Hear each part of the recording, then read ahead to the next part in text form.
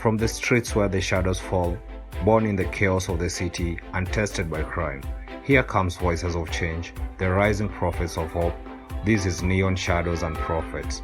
These are stories of struggle, these are stories of survival, and these are stories of transformation. These are stories of our affiliated youths. Guys, welcome back, and I would first start by saying that thank you so much for sticking around.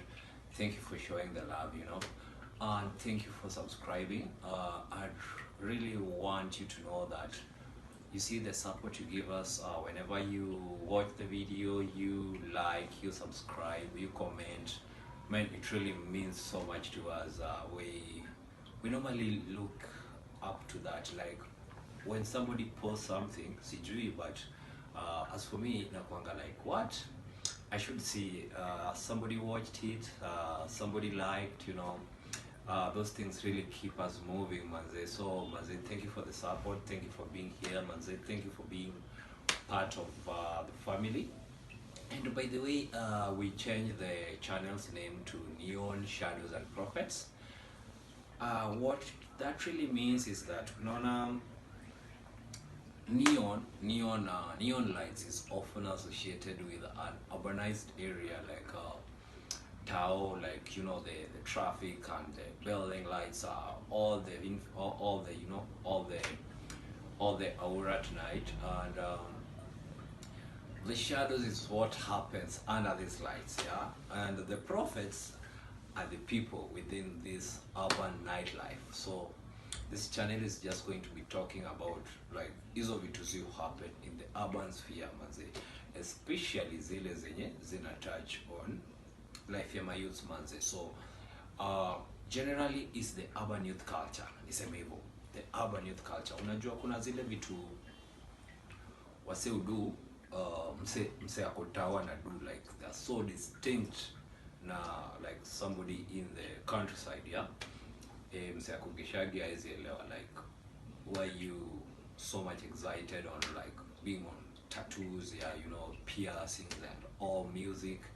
So is the urban youth culture and how it influences the lifestyle. So I sat down, nikaangalia, wow. So the name came to Neon Shadows and Prophets. And the prophets, I want to emphasize that maybe this is the one of the last videos that I'll be doing solo. So I'll be calling people to the platform. We're just working on how to get the setup, manze, unajua, like, yeah, the devices, I'd say so, getting the people, especially for this. I think I know so many people in my space wenye hawataki kusubscribe kwanza, yeah. So many of my friends wenye wamenijua out there hawaja subscribe. I believe like I know so many people because I've lived in so many parts of this country. I've lived in so many counties, yeah. And so those who have not subscribe, and those who have the big stories. I want stories that are so touching, like unajua ukigrow mtaa, like urban youth culture has a way of reshaping how one believes and the goals in life that one is working towards. And I would say that unaona msiakotao, like whatever he wants for life is so big that for some, if they tell those people uko hivyo from Gishagi, wanaangalia, hey man, you're dreaming too much, manze. You must be watching like so many movies, yeah. But that is how these minds are designed. Like there's somebody who has been exposed to so much, and I normally say that somebody can only make it to how far their mind has perceived, yeah. I would say also that to how far the eyesight has perceived, like vitu ashaona, wezianza kuambia msangishagi, like you could have this mansion, you could like change a lot here, and be looking at you and thinking like, are you crazy? Mine is to just, conform to the society. So nasema like the urban youth culture is so different, so it's a different fabric. And one of the factors that nilikuwa nataka niguzie leo, like see at one, like ni kibao, but let me just start with one. It's, you see, freedom. Life ya tao iko na freedom, bro. Like you could do anything, you could change location anytime. Even in the rural setup, your movement is limited to how much energy you have. But now in the urban centers, like there's Mathri, like Kauna Jomse or Mathri, there's so much going on. So there's that freedom. And what happens with freedom is that when it's too much, there are certain changes that normally occur, yeah? So unapata like kuna challenges kibao manze hapa hivi, like hapa hivi mjini kuna challenges kama hivi manze, you have your jeshi, huwezi move hivyo. And the prophets I'm talking on this channel wale wase nataka like a real story, like usikuja niambie manze nilizaliwa D, nikaona manze my boys ni so much manze, manze ni so much crime scene going up, manze ni left right manze, ni nini Brian left right manze, then ukaona ati I don't wanna end up that way. Then ukaingia kidato, then you know what, you came out in these stethoscopes, and I like that, but that's not the story I want. I want a story of somebody mwenye aliona hiyo, then akamingle na juu unajua manze, you in the hood, deno bado ni bishti yako. The social media has really made this comparison of lifestyles, and I tend to think that at the time I was doing things I was doing, with me, I used to tell people, me I'm not like those guys on social media who gonna post a picture and show you. Me, I'm doing things here on the real scene, manze. Me, I'm robbing you blind here, manze. You just go think about what you wanna do and you come do it, manze. So I really didn't base it so much on social media, manze. So when so much happened, I think I have a phase in life where I'm not present. For those who know me, I have a phase in life where I'm like not anywhere, not on social media. Every platform I'm using right now, manze, is super new. So manze, muni support. Yeah, the name is Brian's. Everywhere, manze, Brian's Kenya. Just Brian's, Instagram, Brian's Kenya, X, just Brian's, like Brian's, you just see this face, that's the guy. And so I'm somebody who is telling you things from a point of view that I've done them. And social media came with so much pressure. me I think ilikuwa fiti like siku hapo juu somebody who you pretty know, like umsea ananga anything, gives yourself feel like my life is better than yours, I'm in Diani, and people are like moving to that, and so many people lost relevance, manze, unaona. So everybody was like, I wanna be cooler like Nani. You can be cooler like Nani. Be yourself, manze. Be yourself and never be ashamed of being you. So that is also another thing that has really turned the urban youth culture to, sorts of clowns. We're walking around with loss of identity, and I pretty much think that even the new cultures, the queer families and all that, we are going to end up in a very blind society.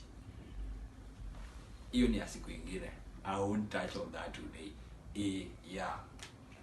And again, you tend to realize that hizi vitu zote, the urban youth clubbing system, the way people make music, the tattoos, the piercings, the rolling with the gang, the peer pressure, we are going to this place, you are not tagging along, you ain't cool enough, and fashion manze, and who's got the latest kicks, who's got the best J's around, and the social media, who's got the greatest following.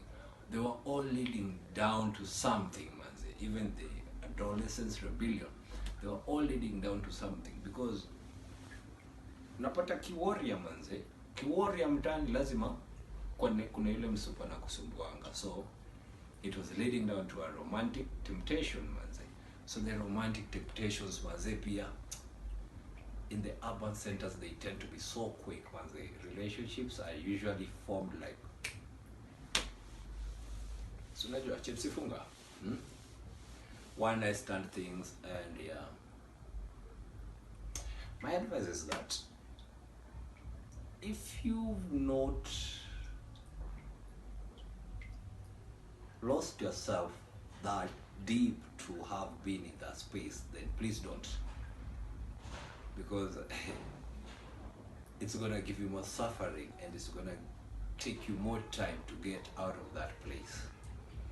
So the romantic temptations in the urban landscape manze, hiyo tena ni kitu ingine manze. Kwanza amongst the youth manze, tuna form relationships hapa na tunaachana very fast. Yeah, forever, yeah. That's the motto. So na unajuanga hizi vitu zote hapa kwa life yetu au tunaangalianga like, how can you get that fast money to make this lifestyle reasonable? Yeah, I think that is where I pretty much fell into the things that I did.